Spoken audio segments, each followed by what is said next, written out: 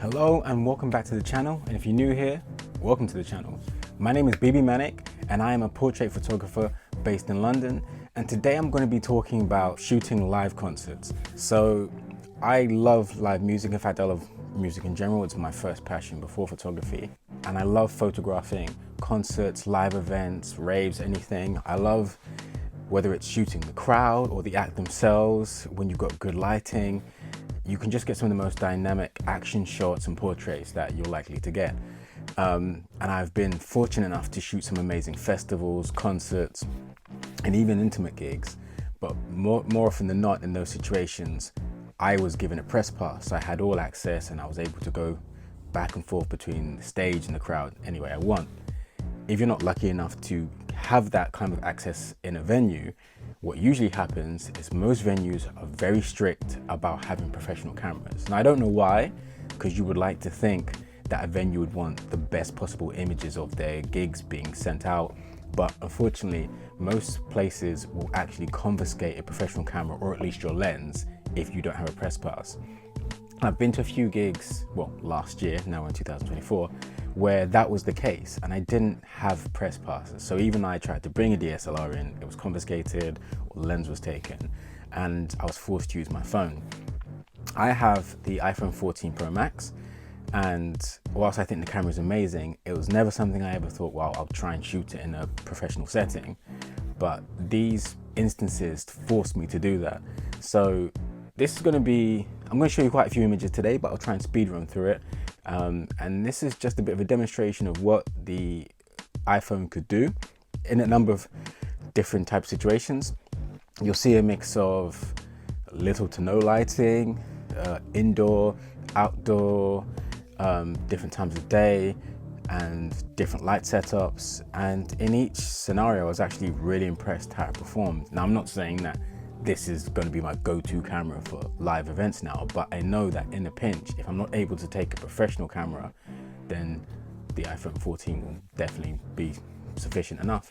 So yeah, I'll start with West Side Boogie. If you don't know West Side Boogie, he is an artist from Compton. He signed to Eminem Shady Records after making a slew of incredible mixtapes. He was signed and has since put out 2 official albums. He's an incredibly introspective, thoughtful rapper who mixes almost a bunch of different genres. He's very gangster rap influenced, but it's coming from a place of consciousness and honesty and vulnerability. His choice in production is fantastic, and as I learned, he puts on a wonderful live show as well.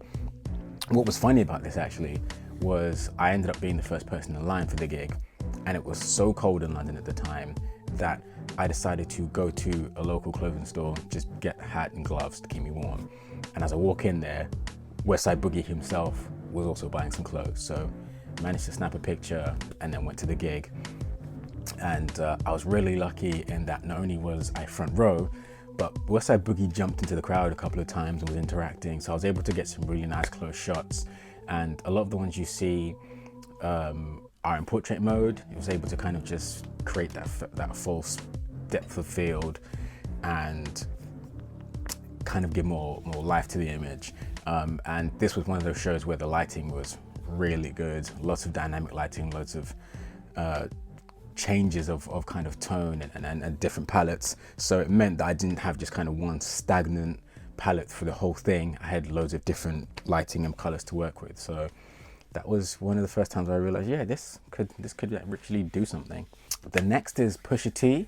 Even if you're not a hip hop fan, you should probably be familiar with Pusha T. He is one half of the Grammy-nominated duo Clips, who have had several classic albums. He himself has had an amazing run of solo albums in his own right, also Grammy-nominated. He is the president of Kanye West's Good Music label, and he's also the man that wrote the I'm Loving It jingle for McDonald's. So he's got a very diverse back catalogue of music. He's an incredible performer. I've been lucky enough to see Clips a couple of times, and I also got to see him when he came to London. It was a much delayed tour. I think COVID and a few things messed with it, so it ended up getting pushed back. But when he finally put the show on in London, the lighting, visuals were incredible, and he puts on a tremendous show. And yeah, I was able to get some shots I was really happy with. Like I said, the lighting really came into play in these, so a lot of moody lighting. But yeah, he's fantastic with his body language and the way he poses. So that plus the lighting, I got some shots that I was really happy with. Now, some people might be surprised to learn that I'm a really big fan of Limp Bizkit, and I've never got to see them live. So last year they decided to host a bunch of comeback concerts, and they'll also be doing some in 2024 that I might see if I can get tickets to. And it almost felt like a mini festival because they were the headliners, but they had quite a few acts on the bill, including co-headliners Pendulum, who are, if you don't know them, an act that started out in the kind of drum and bass arena and then slowly moved into metal, and they now kind of do a hybrid of the two, and they had a phenomenal live performance, loads of lights, huge elaborate setups. I got some pictures, but not that many. You can probably see one on the screen now. But also opening the show were Joey Valence and Bray, who I had never heard of before, but they put on a tremendous show. Their sound is kind of very old school rap influence, very particularly influenced by the Beastie Boys. So it's a lot of call and response, it's a lot of kind of boom bap. But yeah, that sounds fantastic. And once again, they got into the crowd, they were mingling with the fans, and so I was able to get some really cool pictures of them. Really happy the way these turned out. And yeah, I think it definitely helped that there was natural lighting. Just like that, you'll see I shot Romy from the XX, who now has a solo album out, tremendous performer and DJ, and she did a kind of, it was a day of football and DJs to promote her solo album, and once again that benefited from the natural light. In the last example I will show you, I went to see a band called Burial Rot. They are a Nottingham-based metal band. I'm actually friends with one of the members, and they came down to London as part of a metal festival, playing like really intimate venues. And a lot of these venues, the lighting wasn't amazing, so this was one where the low light capabilities of the phone were really tested.